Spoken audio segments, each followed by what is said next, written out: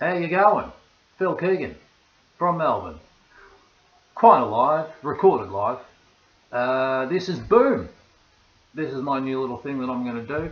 This is number 2, and I feel like rubbish today. I haven't really slept, which is nothing unusual for me. Today's episode will be about Volkswagen, das Auto, das Leid. Diesel drivers, have you got a good deal? I don't know, you seem to think you have. And we're going to discuss that today.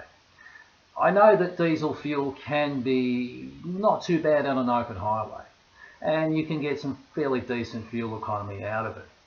We're going to have a little bit of a chat today about consumerism and motor vehicles.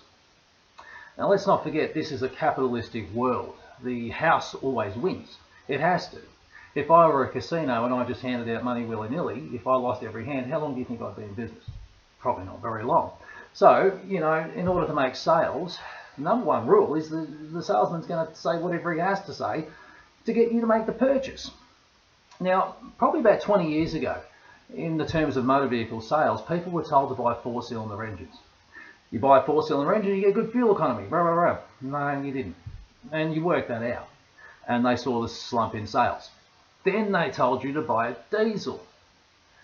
4 or 6 or 8-cylinder, whatever the case may be, turbo, whatever. Okay, you can get decent Ks out of a diesel, but the thing is, this is what happened. Once the fuel companies worked out that you were all starting to buy diesels, they jacked up the price of diesel fuel. You are roughly 20 cents a litre, usually more expensive than petrol. Although today, I've just been for a drive this morning, and what's the fuel price today? Petrol, unleaded, the very cheap stuff, 91, is, what was it, $1.20.7 cents per litre.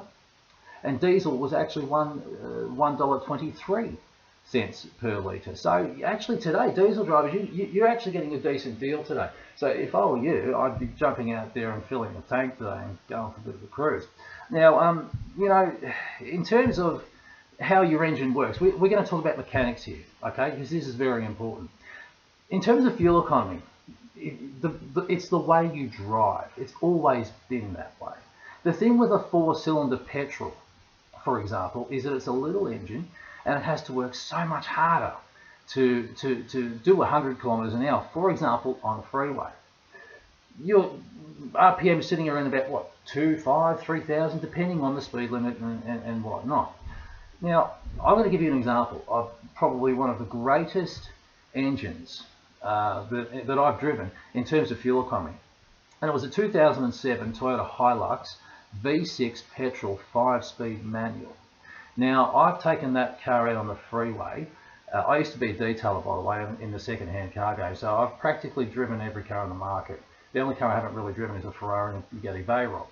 Everything else fair game, you name it, I've practically driven it. Now, this Toyota Hilux, probably one of the best fuel economy cars I've ever known, actually, and it comes down to the gear ratios, okay?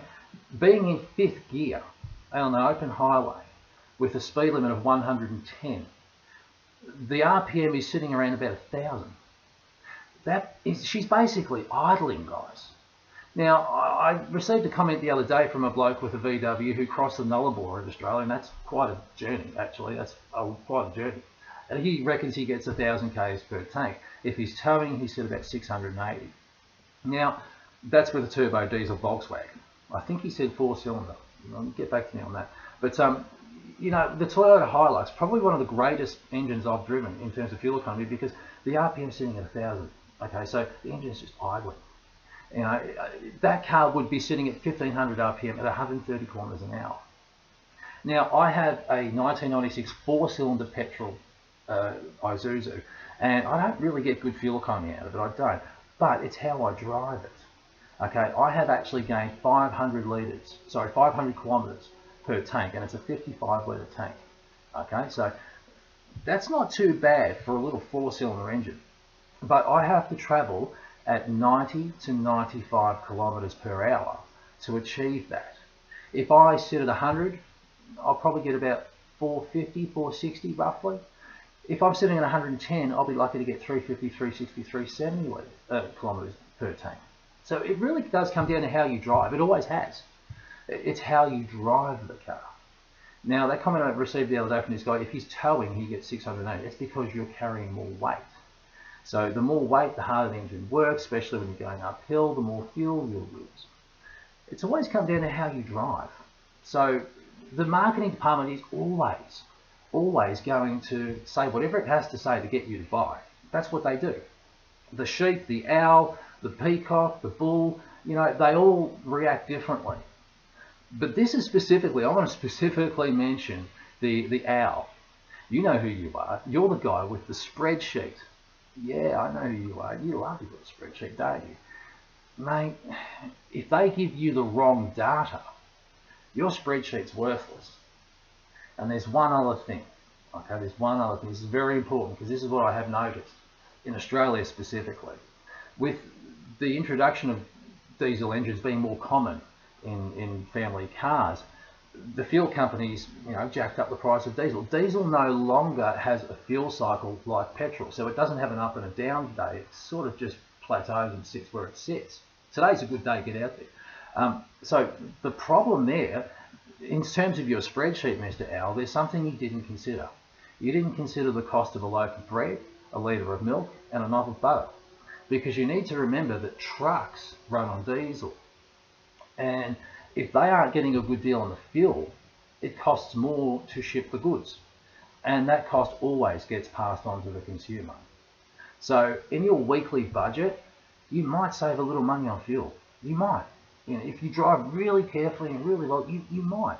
I still think out on the open highway with that Toyota Hilux, I'd go toe to toe with you over the Nullarbor, and I might sit 5 or 10 kilometres an hour less on the speedo. And I might get into town 5 or 10 minutes later, but my fuel gauge is going to be roughly where yours is. And if I've got a better deal on fuel on the day, financially, I think we'll be fairly competitive. So it really does come down to how you drive, the cost of fuel. It's always going to come down there on the day. But I think there's something you didn't think about when you were doing your little calculations over a 6-month period, because we know what you like, ours. I've worked in sales. I know it's very hard to sell you something. I have to spend 6 months convincing you with lots of facts and figures. I think you'll find that if you work out your weekly budget, your grocery bill is where you're losing. You might gain on the fuel, but you'll lose on the groceries. It's always roundabouts and swings, guys. If you've ever been in business, you'll know it's roundabouts and swings. You might win here, but you'll lose there. And where are we? So, I don't think that diesel is a better option in terms of money. I will say, if you ever want to convince me that diesel is a better fuel, there's only one way. I know this for fact, okay? Petrol explodes, diesel burns. A diesel engine has glow plugs. That's why you have to turn the key and wait for the little flingy thing, and then you can, because the fuel has to heat up. Diesel burns, okay? So the good thing about diesel, it's a safer fuel. The only thing you can convince me about diesel is that it is safer, and it is, especially in summer. Anyone who's ever had a jerry can of petrol in summer knows it starts to just, because it gets gassy, and it can explode. It can. Diesel won't do that, so diesel is a safer fuel. It may not be a better fuel or a cleaner fuel.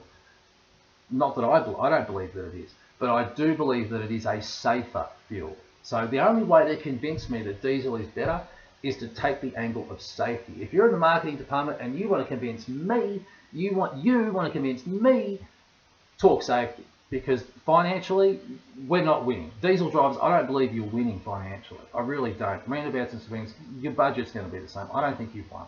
I think you got fooled. That's my opinion.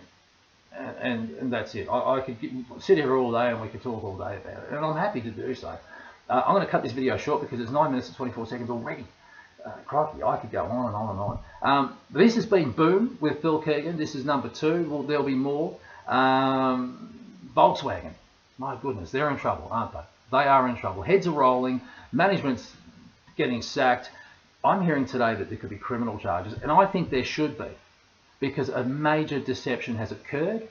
And, well, why be surprised, guys? This whole world is built on deception. Everything that's going on out there right now is deception, deception, deception.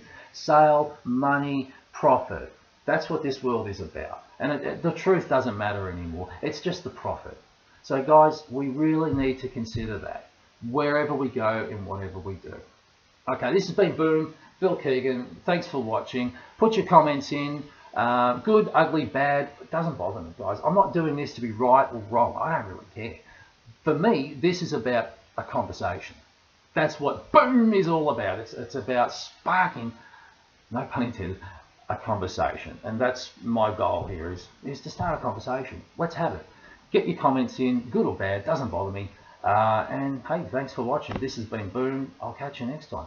Have a good one.